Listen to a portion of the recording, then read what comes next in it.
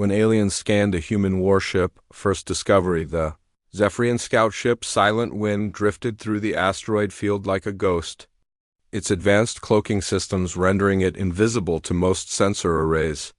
Captain Vexai stood on the bridge, his forearms crossed as he studied the readings on his tactical display. His species had ruled this sector of space for over 3,000 years, and nothing surprised him anymore until today. "Captain," his sensor operator Crix called out, her voice trembling slightly. "I'm detecting an unknown vessel approaching the Kepler 442 system. The design, I've never seen anything like it." Vexai moved to the sensor station with fluid grace. The Zephyrians were tall, elegant beings with pale blue skin and large, multifaceted eyes that could see across multiple spectrums. Their technology was ancient and refined, perfected over millennia of conquest and exploration. "Show me," he commanded. The main screen flickered to life, displaying a ship that made Vexai's blood run cold. It was massive, easily twice the size of their largest dreadnought. But it wasn't the size that disturbed him. It was the design. The vessel looked wrong. Where Zephyrian ships were sleek and organic, flowing like water through space, this thing was angular and brutal. It bristled with weapon systems that seemed to serve no purpose other than destruction. Massive guns jutted from its hull like the spines of some prehistoric beast. The armor plating was thick and scarred, telling stories of countless battles. "What species builds ships like this?" Crix whispered. Vexai didn't answer immediately. In all his years of service, he had encountered dozens of alien species. The Andrade with their crystal ships, the Moltak with their bio-organic vessels, the mysterious Voidwalkers with their dark energy constructs. But this ship belonged to none of them. "Begin a deep scan," he ordered. "Full spectrum analysis. I want to know everything about this vessel." The Silent Wind's most advanced sensors turned toward the alien ship. Quantum probes reached out across space, invisible and undetectable, penetrating the stranger's hull to peer inside. What they found would haunt the Zephyrian crew. For the rest of their lives, the first thing the sensors detected was the crew. The beings inside were bipedal, shorter than Zephyrians but built like warriors. Their bodies were dense with muscle and bone, designed for violence. But that wasn't the disturbing part. The disturbing part was what these creatures were doing. They were training for war. The ship's corridors echoed with the sounds of combat practice. The beings, who called themselves humans according to the translation software, spent their time learning new ways to kill. They practiced with weapons both primitive and advanced. Knives, clubs, firearms, energy weapons, even their bare hands. "This can't be right," Crix said, her voice barely above a whisper. "The readings show they're practicing combat techniques that are creative." Vexai studied the data streams. The humans weren't just training to fight. They were training to fight dirty. They studied their enemies' weaknesses, learned to exploit fear and pain, developed strategies that violated every civilized rule of warfare the Zephyrians knew. The ship's medical bay revealed even more disturbing information. The humans deliberately injured themselves during training, then studied how to inflict those same injuries on others more effectively. They pushed their bodies beyond normal limits, accepting pain as a teacher rather than something to be avoided. "Captain," another officer called out from the communications station. "I'm intercepting their internal communications. The translation matrix is struggling." "What do you mean struggling?" "Their language contains concepts that don't translate well. Words for types of violence that we don't have equivalents for. They have dozens of different words for killing, each with subtle differences in meaning." Vexai felt his 4 hearts beating faster. The Zephyrian Empire had conquered half the galaxy through superior technology in overwhelming numbers. They were used to being the apex predators of space. But these humans seemed to be something else entirely. The deeper scans revealed the ship's true purpose. It wasn't an exploration vessel or even a standard warship. It was a weapon designed by weapons, crewed by beings who had turned warfare into an art form. Every system on the ship had been optimized for one thing: destroying other ships and killing other beings as efficiently as possible. The humans' quarters were Spartan and functional. No art, no comfort, no luxury. Just weapons, tactical manuals, and exercise equipment designed to make their already formidable bodies even more dangerous. Their recreational activities included combat sports that would be considered torture by most civilized species. "Sir," Crix reported, her voice shaking now, "I'm detecting something else. The humans. They're not afraid." "What do you mean?" "Every species we've encountered shows fear responses when entering unknown space. Elevated stress hormones, increased alertness, defensive posturing.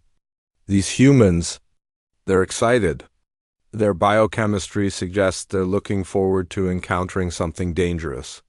Vexai studied the biological readings. She was right. The humans weren't showing signs of caution or fear. They were showing signs of anticipation. Like predators who had caught the scent of prey, the ship's armory revealed weapons that violated several galactic conventions. Projectile weapons that fired solid metal at supersonic speeds. Chemical weapons that caused agonizing death. Explosive devices designed to cause maximum suffering. And that was just their conventional arsenal. Their nuclear weapons were beyond comprehension. The humans had built bombs capable of sterilizing entire planets, and they carried dozens of them as if they were common ammunition. The scan data indicated they had actually used these weapons on their own homeworld during something called World Wars. "Captain," his tactical officer reported, "their weapon systems are unusual. They seem to have backup weapons for their backup weapons. And some of their weapons appear to be designed specifically for causing fear rather than just destruction." The psychological warfare equipment was perhaps the most disturbing discovery. The humans had developed weapons designed to break their enemies' minds before breaking their bodies. Sonic weapons that induced madness, holographic systems that created nightmarish illusions, even simple psychological tactics that could drive entire populations to surrender. Without firing a shot, but it was their history. Files that truly terrified the Zephyrian crew the humans had evolved. On a death world where everything was trying to kill them. Predators, diseases, natural disasters, even other humans. They had spent millions of years learning to survive in conditions that would kill most spacefaring species within hours. Their wars were legendary in their brutality. Conflicts that lasted for decades, killing millions, with both sides developing increasingly creative ways to inflict suffering.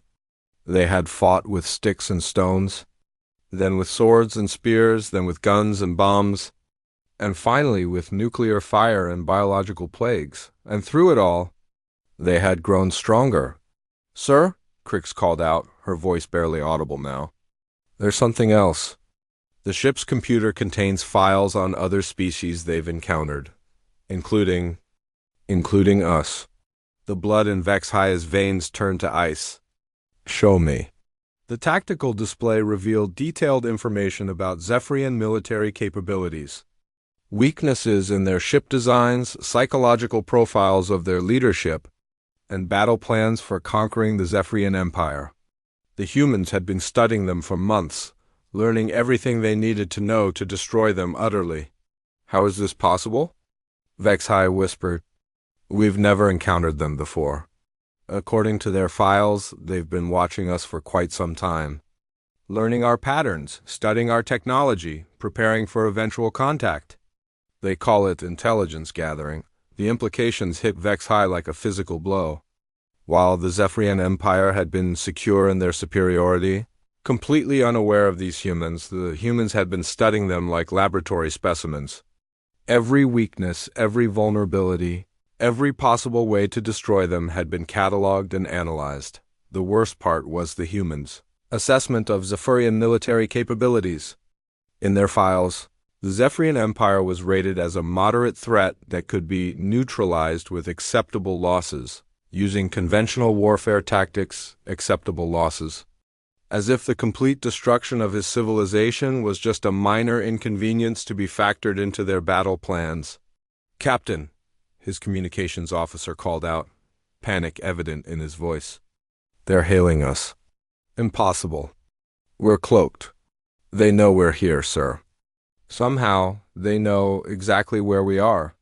Vexhai stared at the human ship on his screen, realizing with growing horror that the hunters had just become the hunted.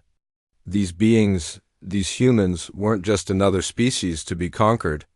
They were something far worse. They were what the Zephyrians would become if they threw away every concept of honor, mercy, and civilization in pursuit of one goal: victory at any cost. When aliens scanned a human warship, first contact the silence on the Zephyrian bridge was deafening. Every crew member stared at their stations, afraid to move, afraid to breathe. The human ship hung in space before them like a sleeping dragon, and they had just discovered it was very much awake. "Sir?"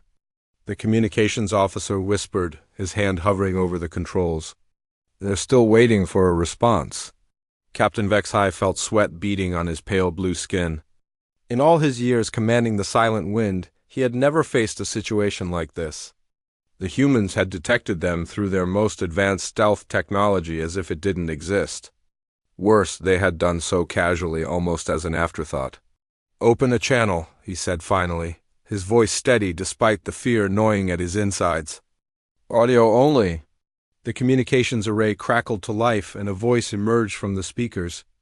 It was deep and gravelly, speaking in accented galactic standard that somehow made even simple words sound threatening. "Zephyrian vessel? This is Commander Sarah Chun of the Terran Federation battleship Indomitable. We know you're scanning our ship. We don't mind. We have nothing to hide." Vexhai exchanged glances with his crew. The casualness of the statement was more terrifying than any threat could have been. The humans weren't angry about being spied upon. They simply didn't care. "This is Captain Vexhai of the scout ship Silent Wind," he replied carefully. "We were investigating an unknown vessel in this system." A sound emerged from the speakers that it took Vexhai a moment to recognize as laughter. Not the musical laughter of his people, but something harsh and predatory. "Unknown vessel? Commander, we've been tracking your ship for 3 days. Your stealth technology is impressive, but it's based on principles we mastered 50 years ago. We let you get close because we wanted to meet you." The bridge crew looked at each other in growing panic. 3 days. The humans had known about them for 3 days and had simply allowed them to approach. They had been playing with them like a cat plays with a mouse. "You wanted to meet us?" Vexhai asked, though he dreaded the answer. "Of course. The Zephyrian Empire has quite a reputation in this sector. 3,000 years of expansion and conquest. Very impressive. We've been studying your methods." The word sent ice through Vexhai's veins. Studying their methods? What had their scans revealed about human methods? "Perhaps," Vexhai said carefully, "we could arrange a more formal meeting." "Our diplomats could..." "Diplomats?" The human's laughter cut him off. "Commander, you're looking at our diplomacy right now? This ship, this crew, these weapons. This is how humans negotiate." On the tactical display, the human ship began to move. Not aggressively, but with purpose. It positioned itself in a way that blocked the Silent Wind's escape route while maintaining what their tactical computer identified as optimal firing position. "Commander Chun," Vexhai said, trying to keep his voice calm, "are you threatening us?" "Threatening? No, Captain. I'm educating you. You see, humans have a saying, speak softly and carry a big stick. We find that honest communication works much better when both parties understand the consequences of dishonesty." The sensors continued their deep scan of the human vessel, and the information they gathered became more disturbing by the minute. The ship's internal structure was a maze of redundant systems, backup weapons, and what could only be described as strategic death traps. If anyone tried to board the ship, they would face automated defenses that seemed designed by someone with an intimate knowledge of pain and suffering. "Your scans are quite thorough," Commander Chun continued conversationally. "I imagine you're learning quite a bit about us. What do you think?" Vexhai hesitated. How could he possibly explain what they had discovered? How could he tell this human that her ship looked like something from a nightmare? "Your vessel is impressive," he said finally. "Impressive. That's one word for it." There was amusement in the human's voice. Tell me, Captain, what does your tactical computer think of our weapon systems? Vexai glanced at his tactical officer, who was staring at his screen with wide, terrified eyes. The officer shook his head slightly, as if to say the readings were too horrible to speak aloud. Our analysis is, ongoing, Vexai said. Let me save you some time. The Indomitable carries enough firepower to sterilize 3 worlds. Her armor can withstand direct hits from antimatter warheads. Her crew of 800 humans has trained their entire lives for one purpose: winning battles that everyone else thinks are impossible to win. As if to demonstrate, the human ship's weapon systems powered up, not targeting the silent wind, but simply showing what they were capable of. Energy readings spiked across every spectrum. The sheer amount of destructive force the humans could bring to bear was beyond anything the Zephyrians had ever seen. Why are you telling us this? Vexai asked. Because we want you to understand something important, Captain. Humans don't start fights. But we finish them. The bridge crew of the Silent Wind watched in fascination and horror as the human ship demonstrated its capabilities. Weapon systems that could crack moons. Defensive shields that bent space itself. Sensors that could track a single atom across light years of space.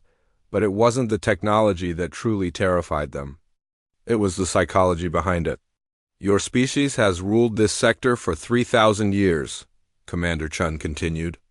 That's a long time by human standards. Long enough to get comfortable. Long enough to forget that there are always bigger predators in the galaxy. Are you claiming to be bigger predators? Vexai asked, though he already knew the answer. Captain, humans evolved on a world where the weather could kill you. The animals could kill you. The plants could kill you. And your neighbors definitely wanted to kill you. We spent 100,000 years learning to survive in conditions that would destroy most species in hours. We learned to fight with everything we had because anything less meant extinction. The deep scans revealed more details about human physiology. Their bones were dense enough to stop small-caliber rounds. Their muscles could function normally in conditions that would cripple other species.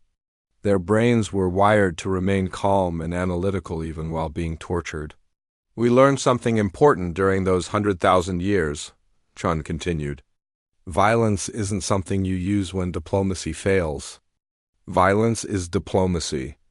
It's the only language that every species in the universe understands.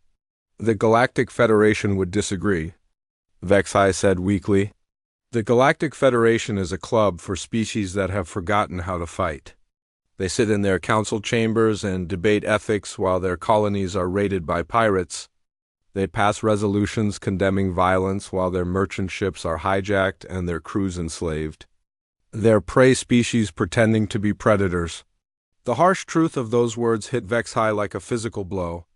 The Zephyrian Empire had always looked down on the Federation as weak and idealistic. But compared to these humans, even the Empire seemed soft and civilized.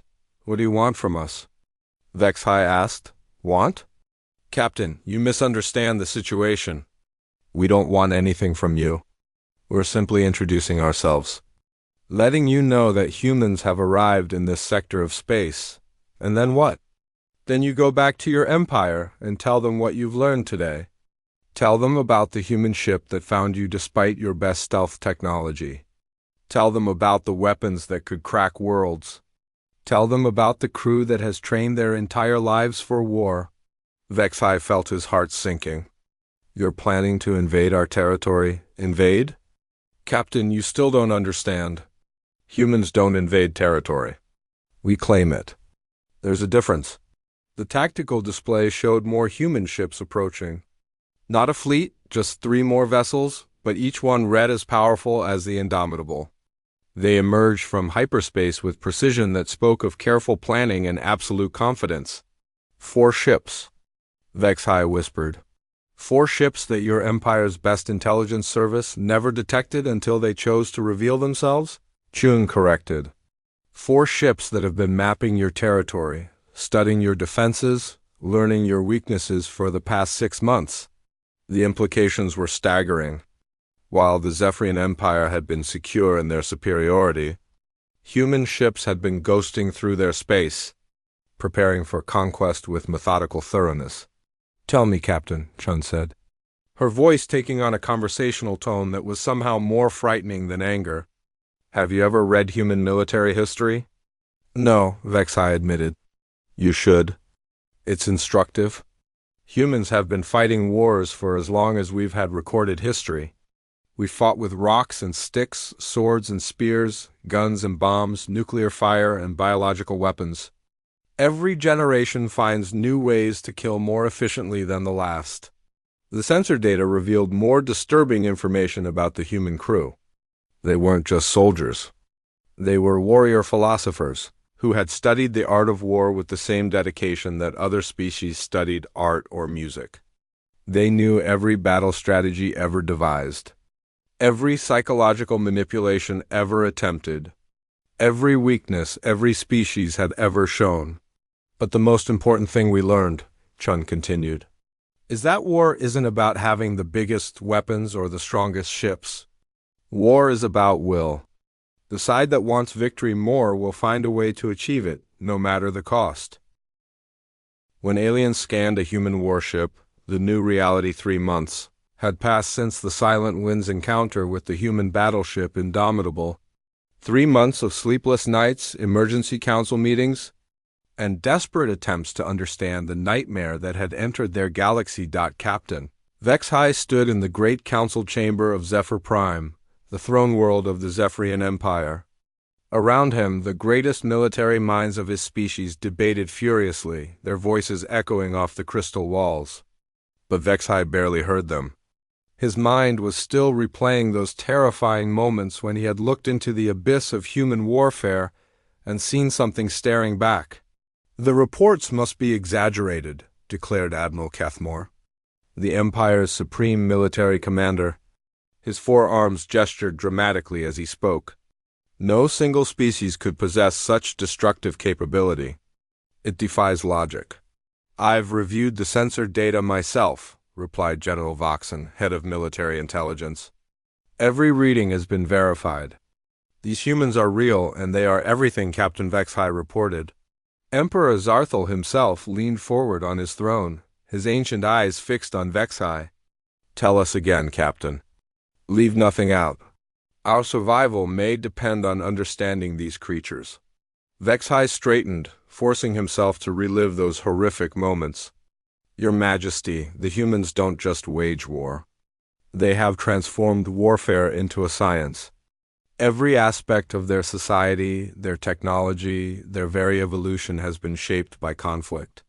"But surely they have weaknesses," Admiral Kethmore insisted. "Every species does. Their weakness is also their strength," Vexai replied quietly. "They never stop preparing for war. Even during peacetime, they train, they plan, they improve their methods. War isn't something they do. It's what they are." The chamber fell silent as the implications sank in. The Zephyrian Empire had ruled through technological superiority and overwhelming numbers, but the humans had achieved something far more dangerous. They had achieved perfect unity of purpose. What of their demands? The Emperor asked. General Voxen activated a holographic display showing human-controlled space. The territory they claimed was modest, just a few dozen systems along the Empire's border. But their positioning was strategic, controlling key trade routes and defensive choke points. "They have established colonies in 17 systems," he reported. "Each colony is heavily fortified with weapons that violate several galactic conventions. But they have made no aggressive moves beyond their claimed territory. Yet," Admiral Kethmore added grimly, "their expansion follows a pattern," Voxon continued. "They don't conquer randomly. They target systems that will give them maximum strategic advantage while minimizing the resources required to hold them. It's efficient. It's logical. It's terrifying." Emperor Zarthal studied the star map with growing unease. The human territories formed a defensive line that would be almost impossible to penetrate. Worse, they controlled systems that the Empire depended on for crucial resources. "What about their allies?" the Emperor asked. "Surely they haven't accomplished this alone." "That's the most disturbing part," Vexai said. They have no allies. They don't need them. Every human ship operates with perfect coordination, as if controlled by a single mind. But our intelligence suggests it's something far more dangerous than a hive mind. What could be more dangerous than a hive mind? Admiral Kethmer scoffed. Individual initiative combined with absolute loyalty to a common cause. Every human commander can adapt and improvise, but they all work toward the same goal. They have achieved what military theorists have called impossible, perfect unity without loss of creativity. The holographic display shifted to show recent intelligence reports. Human colonies were thriving despite being established in systems that should have been uninhabitable. Their technology adapted to local conditions with frightening speed. They're not just expanding, General Voxon reported. They're improving everything they touch. Worlds that were barren wastelands are now productive colonies. Trade routes that were plagued by pirates are now completely safe. Safe for humans, Emperor Zarthel corrected. Safe for everyone who follows their rules, Voxon clarified. The humans have established a simple code of conduct for their territory. Peaceful traders are protected. Pirates are destroyed. Slavers are hunted down and eliminated without mercy. The Emperor leaned back in his throne, weighing the implications. They're forcing us to choose between accommodation and war. It's not that simple, Vexai interjected. The humans don't think in terms of accommodation. They think in terms of submission or elimination. They've studied our history, our psychology, our military capabilities. They know exactly how far they can push before we respond, and they've calculated that they can survive our response. A new voice entered the debate. Ambassador Luranai, the Empire's chief diplomat, stepped forward. She had just returned from an unprecedented mission to human space, and her normally composed demeanor was shattered. Your Majesty, she said, her voice trembling, I have met with human leadership.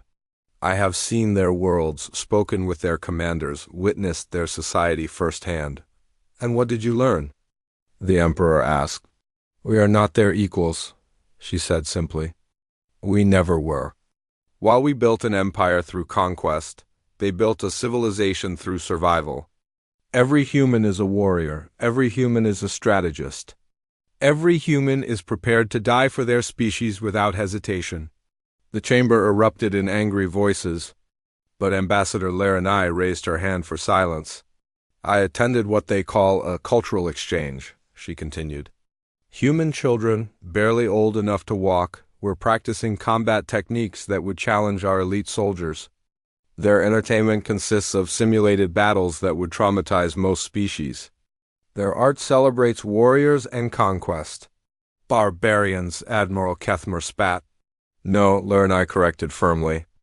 That's what makes them so dangerous. They're not barbarians. They're philosophers of war. They study ethics, they create beauty, they explore science and art, but everything they do serves the ultimate purpose of making them more effective at survival and combat. Emperor Zarthel closed his eyes, feeling the weight of 3 millennia of imperial pride crashing down around him. What are our options? General Voxon stepped forward with a grim expression.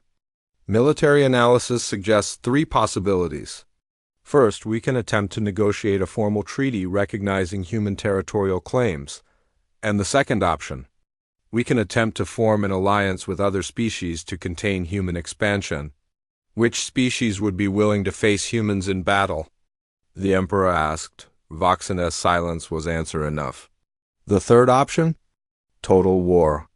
Commit the entire Imperial fleet to destroying human colonies before they can establish a stronger foothold. The chamber fell silent as everyone contemplated the implications. The Zephyrian Empire had never faced a threat that required risking everything for survival. What are our chances in a full-scale war?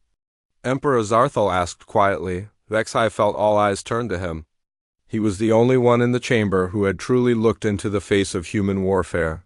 Your Majesty, he said slowly. The humans have a saying, never fight a land war with humans. They have another saying, humans don't lose wars.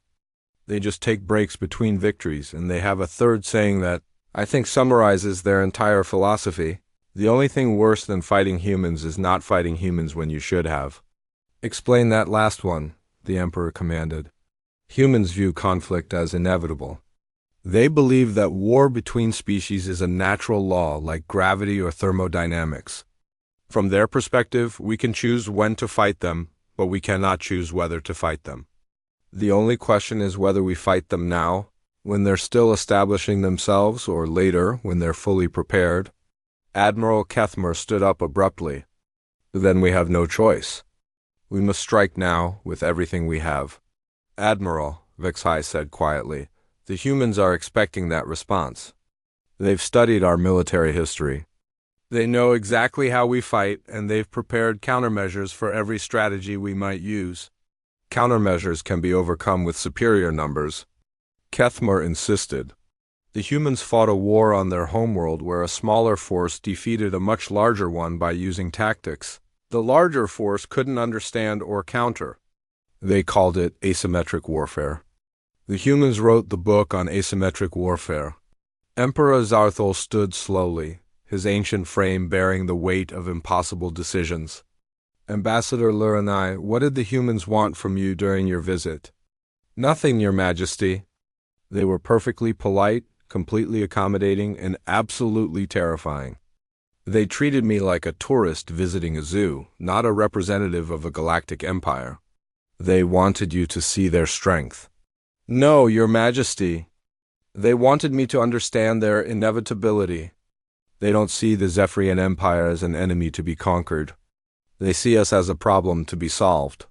The implications of those words settled over the chamber like a shroud. The Zephyrian Empire had spent 3,000 years viewing itself as the apex of galactic civilization. Now they were being casually dismissed as an obsolete obstacle by a species that had only recently achieved faster-than-light travel. What would you counsel, Captain Vexhai? The Emperor asked. UK.